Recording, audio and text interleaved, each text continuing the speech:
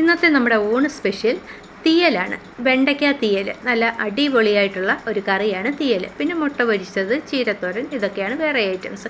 Hi, നമസ്കാരം. അപ്പോൾ എന്തൊക്കെയുണ്ട് വിശേഷം? എല്ലാവരും സുഖമായിട്ടൊക്കെ ഇരിക്കുന്നല്ലോ. അപ്പോൾ ഞങ്ങൾ എങ്ങനെയാണ് വെണ്ടയ്ക്ക തീയൽ വെക്കുന്നതെന്ന് കാണിച്ചു തരാം. വെണ്ടയ്ക്ക അത് ഇതുപോലെ ഇത്തിരി നീളത്തിലെ കഷ്ണങ്ങളായിട്ട് രണ്ടായിട്ട് മുറിച്ചെടുക്കണം. പിന്നെ വേണ്ടത് ഒരു 1-1.5 തക്കാളി എടുക്കാം. പുളിക്ക് വേണ്ട തക്കാളി എടുക്കണം. പിന്നെ സവാള അരിഞ്ഞതും പച്ചമുളകുമാണ് വേണ്ടത്. പാൻ അടുപ്പേ വെച്ച്, അല്ലെങ്കിൽ മൺചട്ടിയാണ് ഏറ്റവും നല്ലത്. മൺചട്ടി അടുപ്പേ വെച്ചിട്ട് ഇതുപോലെ എണ്ണ ഒഴിച്ച് സവാള, പച്ചമുളക്, തക്കാളി ഇതിട്ട് നന്നായിട്ട് വഴറ്റുക. ഇത് നന്നായിട്ട് വഴണ്ട് കഴിയുമ്പോഴത്തേക്ക് ഇതിലേക്ക് നമ്മൾ അരിഞ്ഞു വെച്ചിരിക്കുന്ന വെണ്ടയ്ക്കായും ചേർത്ത് നല്ലപോലെ ഒന്ന് വഴറ്റിയെടുക്കാം. ഇതിലേക്ക് കുറച്ച് ഉപ്പും കൂടി ചേർത്ത് വഴറ്റിയാൽ നല്ല വേഗത്തിൽ വഴണ്ട് കിട്ടുകയും ചെയ്യും, നല്ല സോഫ്റ്റായിട്ട് ഇരിക്കുകയും ചെയ്യും. വെണ്ടയ്ക്കൊക്കെ നല്ല സോഫ്റ്റ് ആവുന്നത് വരെ വേണം വഴറ്റാൻ. ഒട്ടും പച്ച കടിക്കരുത്. ഇത്തിരി അടച്ചു വയ്ക്കാം. ഈ സമയം കൊണ്ട് നമുക്ക് തീയലിന് വേണ്ട തേങ്ങ തിരുമിയെടുക്കാം. ഒരു അരമുറി തേങ്ങയോളം, ചെറിയ തേങ്ങയാണെങ്കിൽ അരമുറി തേങ്ങയോളം എടുക്കാം. കുറച്ച് കൂടിയാലും കുഴപ്പമൊന്നുമില്ല, തേങ്ങ കേട്ടോ, നന്നായിരിക്കും. ഇത് നന്നായിട്ട് ഇവിടെ വഴണ്ട് വന്നിട്ടുണ്ട്. ഇനിയിപ്പോൾ ഇത് കുറച്ച് നേരത്തേക്ക് നമുക്കൊന്ന് അടച്ചു വയ്ക്കാം. ഈ സമയം കൊണ്ട് നമുക്ക് തേങ്ങ വറുത്തെടുക്കാം. തേങ്ങ വറക്കുന്നതിന് വേണ്ടി നമ്മളിവിടത്തേക്ക് കറിവേപ്പില ഇട്ടിട്ടുണ്ട്. ചെറിയ ഉള്ളി അല്ലെങ്കിൽ വലിയ ഉള്ളി ചെറിയ കഷ്ണങ്ങളാക്കി ഇടാം. ചെറിയ ഉള്ളിയാണ് വട്ടത്തിൽ അരിഞ്ഞിടണം കേട്ടോ. ഇതിലേക്ക് ജീരകം, ഉലുവ, ഒരു 1/2 ടീസ്പൂൺ ജീരകം, 1/2 ടീസ്പൂൺ ഉലുവ, ഇത്രയാണ് വേണ്ടത്. ഇത് ഇട്ടിട്ട് എണ്ണയൊന്നും ചേർക്കാതെ വേണം വറുത്തെടുക്കാനായിട്ട്. ചെറിയ തീയിൽ, ചെറിയ കൈവിടാതെ ഇളക്കി വേണം വറുക്കാൻ.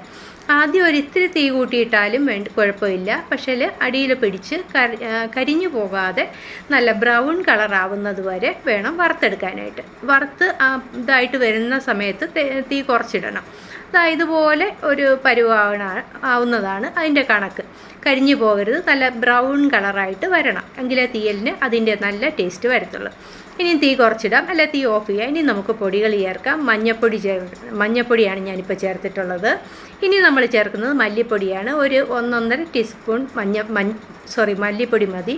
പിന്നെ ഒരു 2 ടീസ്പൂണോളം മുളക് പൊടി. പച്ചമുളക് ഇടുന്നത് കൊണ്ട് അധികം മുളക് പൊടി ഇടണ്ട. അതുപോലെ മല്ലിപ്പൊടിയും ഒന്നും അധികമായിട്ട് അങ്ങ് ഇടേണ്ട ഒരു കറിയല്ല തീയൽ. എന്നിട്ടിത് വെള്ളം ചേർക്കാതെ നല്ല മയത്തിനരയ്ക്കണം. ഇപ്പോൾ മിക്സിയിലായതുകൊണ്ട് നമ്മൾ ഇത്തിരി വെള്ളം ചേർത്ത് വേണം അരയ്ക്കാൻ, അല്ലെങ്കിൽ ആദ്യം ഒന്ന് പൊടിച്ചിട്ട് പിന്നെ വെള്ളം ചേർത്ത് അരയ്ക്കാം. ഇനി ഈ അരപ്പ് നമ്മളിതുപോലെ കഷ്ണങ്ങളിലോട്ട് ചേർത്ത് കൊടുക്കണം. ഇതിന് ശേഷം പാകത്തിന് വെള്ളം ചേർക്കാം. ഇതിപ്പോൾ ഒരുപാട് അങ്ങ് വെള്ളം ആവരുത്. എല്ലാവർക്കും അറിയാമല്ലോ, തീയൽ ഒരു തൊടുകറി, അതായത് സൈഡ് ഡിഷായിട്ട് തന്നെ വരുന്ന ഒരു കറിയാണ്. അതായത് സാമ്പാർ പോലെ അങ്ങ് നീണ്ടു പോകരുത്. എന്നിട്ട് ആവശ്യത്തിന് വെള്ളം ചേർത്ത് ഉപ്പും പുളിയൊക്കെ ഈ സമയത്ത് കറക്റ്റ് ചെയ്യാം. വേണമെങ്കിൽ ഇത്തിരി വാളംപുളി പിഴിഞ്ഞൊഴിക്കാം കേട്ടോ, പുളി വേണമെങ്കിൽ, തക്കാളിയുടെ പുളി പോരെങ്കിൽ. എന്നിട്ട് അടച്ച് വെച്ചിട്ട് നമ്മൾ എണ്ണ തെളിയുന്നത് വരെയാണ് തീയൽ തിളപ്പിച്ചെടുക്കേണ്ടത്. ചെറിയ തീയിൽ വേണം തിളപ്പിക്കാൻ. അപ്പം അങ്ങനെ കുറച്ച് സമയം കഴിയുമ്പോഴത്തേക്ക് ഇതേപോലെ എണ്ണയൊക്കെ തെളിഞ്ഞിട്ട് നല്ല സ്റ്റൈലൻ തീയൽ റെഡിയായി വരും. അപ്പോൾ ഈ ഒരു അരപ്പ് കൊണ്ട് നമുക്ക് ഏത് തീയലും വയ്ക്കും.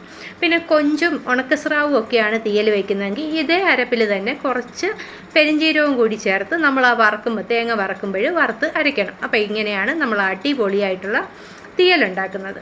അപ്പോൾ നമ്മുടെ ഈ റെസിപ്പി ഇഷ്ടപ്പെടുകയാണെങ്കിൽ നമ്മുടെ ചാനലൊക്കെ ഒന്ന് സബ്സ്ക്രൈബ് ചെയ്ത് സപ്പോർട്ട് ചെയ്യണേ. അതുപോലെ നമ്മുടെ വീഡിയോയെക്കുറിച്ച് എന്തെങ്കിലും അഭിപ്രായങ്ങളൊക്കെ ഉണ്ടെങ്കിൽ കമൻറ്റിൽ അറിയിക്കണേ. അപ്പോൾ താങ്ക് യു ഫോർ വാച്ചിങ്.